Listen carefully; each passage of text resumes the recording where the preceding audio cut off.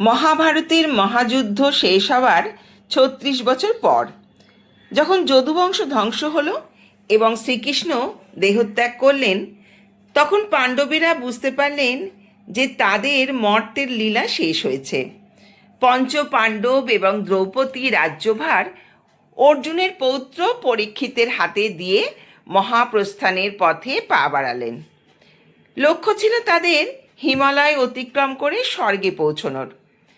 কিন্তু সেই দীর্ঘ এবং দুর্গম পথ অতিক্রম করতে গিয়ে একে একে সবাই মৃত্যুবরণ করলেও কেবল যুধিষ্ঠিরই শরীরে স্বর্গে পৌঁছতে পেরেছিলেন।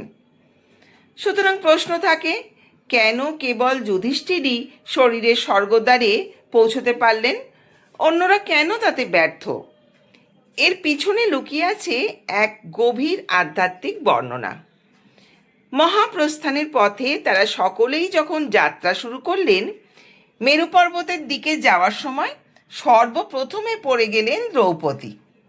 তাই দেখে ভীম ব্যাকুল হয়ে যুধিষ্ঠিরকে প্রশ্ন করলেন, হে ধর্মরাজ, কৃষ্ণা কখনো কোনো অধর্ম করেনি, তবে কেন তিনি আমাদের ত্যাগ করলেন? যুধিষ্ঠির উত্তরে বললেন, দ্রৌপদী আমাদের 5 ভাইকে সমান ভালোবাসার অঙ্গীকার করলেও মনে মনে তিনি অর্জুনের প্রতি একটু বেশি পক্ষপাতিত্ব করতেন। এই সামান্য বৈষম্য তার পতনের কারণ। অর্থাৎ স্বর্গে সশরীরে যেতে গেলে মনকে সম্পূর্ণ পক্ষপাতহীন হতে হবে। পুনরায় তারা চলতে শুরু করলেন।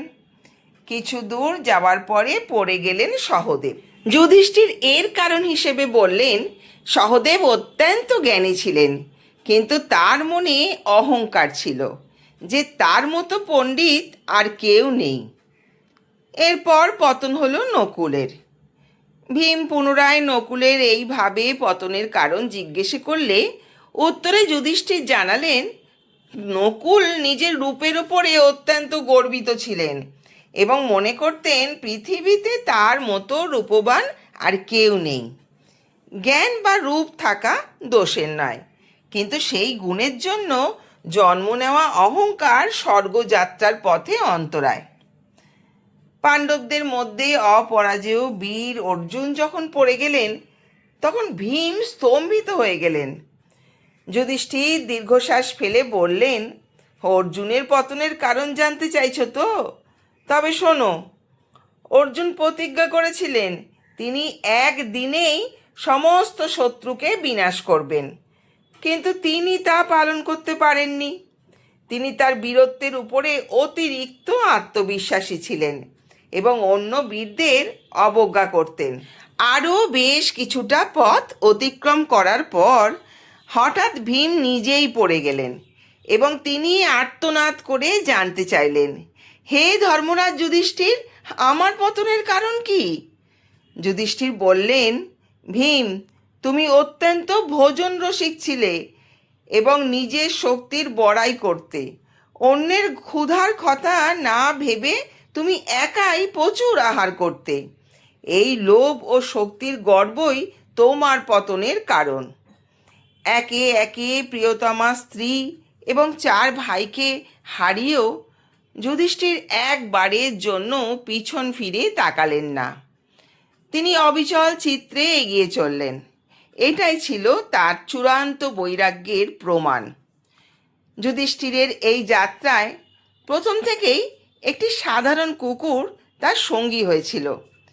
যখন দেবরাজ রিন্দ রথ নিয়ে স্বর্গের ধারে যুধিষ্ঠিরকে স্বাগত জানাতে এলেন, তিনি বললেন, হে কুরুশ্রেষ্ঠ, আপনি সশরীরে স্বর্গে প্রবেশ করুন। যুধিষ্ঠির বললেন, আমার ভাইরা দ্রৌপদী পথে পড়ে গেছেন, তাদের ছাড়া আমি স্বর্গে যেতে চাই না। ইন্দ্র তাকে আশ্বস্ত করে বললেন, তারা দেহত্যাগ করে আগেই স্বর্গে পৌঁছে গেছেন, কিন্তু আপনি আপনার এই মর্তের শরীর নিয়েই প্রবেশ করতে পারবেন। তখন যুধিষ্ঠির তার সঙ্গী কুকুরটিকেও সাথে নিতে চাইলেন, কিন্তু ইন্দ্র বাধা দিয়ে বললেন, স্বর্গে কুকুরের স্থান নেই, আপনি ওটিকে ত্যাগ করুন। যুধিষ্ঠির দৃঢ়ভাবে উত্তর দিলেন, এই কুকুরটি আমার ভক্ত। যখন আমার ভাইরা আমাকে ছেড়ে চলে গেল, তখন এই প্রাণীটি আমার সাথে ছিল। যে আমাকে আশ্রয় করেছে তাকে ত্যাগ করা মহাপাপ। তুচ্ছ সর্বসুখের জন্য আমি আমার ভক্তকে ত্যাগ করতে পারবো না। ঠিক সেই মুহূর্তে কুকুরটি অদৃশ্য হয়ে গেল এবং সেখানে আবির্ভূত হলেন স্বয়ং যম। তিনি যুধিষ্ঠিরের ন্যায়পরায়ণতা দেখে অত্যন্ত সন্তুষ্ট হলেন। মূলত সেই কুকুরটি ছিল যুধিষ্ঠিরের শেষ পরীক্ষা। যুধিষ্ঠিরের সশরীরে স্বর্গে যাওয়ার মূল কারণগুলি এইভাবেই ব্যাখ্যা করা যায়। সারা জীবনে তিনি কখনো সত্য পথ থেকে বিচ্যুত হননি। তিনি কাম, ক্রোধ, লোভ ও মোহের ঊর্ধ্বে উঠতে পেরেছিলেন। তাই পথে ভাইদের মৃত্যুতেও তিনি লক্ষ্যভ্রষ্ট হননি। নিজের রাজপথ বা পুণ্য নিয়ে তার কোনো অহংকার ছিল না। একটি সামান্য কুকুরকে ত্যাগ না করার সিদ্ধান্ত প্রমাণ করে যে তার দয়া যে কেবল মানুষের মধ্যেই সীমাবদ্ধ ছিল তা নয়। আমাদের শেখায় যে পরলোকে যাওয়ার পথে আমাদের ধন সম্পদ কোনো কাজে আসে না। যা সাথে থাকে তা হলো আমাদের সৎ কর্ম। পাণ্ডবদের অন্য ভাইরা মহান হওয়া সত্ত্বেও তাদের চরিত্রে সামান্য কিছু ত্রুটি বা আসক্তি ছিল, যা তাদের সশরীরে স্বর্গে যেতে বাধা দেয়। অন্যদিকে যুধিষ্ঠির ছিলেন সম্পূর্ণ আসক্তিহীন এবং ন্যায়ের মূর্ত প্রতীক। তাই তিনি লাভ করেছিলেন সেই বিরল সম্মান। হিন্দু পুরাণ অনুসারে স্বর্গে যাওয়ার যোগ্য হওয়ার অর্থ এই নয় যে কেউ কোনো ভুল করেনি। এর সহজ অর্থ হলো সে তার জীবনে সেই ভুলের সম্পূর্ণ ফল ভোগ করেছে এবং সৎ কর্মের মাধ্যমে তার প্রায়শ্চিত্তও করেছে। যুধিষ্ঠির প্রথমেই স্বীকার করেছিলেন যে সেই কুখ্যাত পাশা খেলা এবং তার লজ্জাজনক পরিণতির সময় তিনি সত্যিই বড় ভুল করেছিলেন এবং তার জন্য তিনি পুরোপুরি মূল্যও দিয়েছিলেন। তিনি তার কৃতকর্মের জন্য গভীর অপরাধবোধ এবং লজ্জা প্রকাশ করেছিলেন এবং প্রায় অন্য সবার চেয়েই নিজের প্রতি বেশি কঠোর ছিলেন তিনি। বন্ধুরা, ভিডিওটি আমাদের ব্যবহারিক জীবনের আধ্যাত্মিক জ্ঞানার্জন বিষয়ক।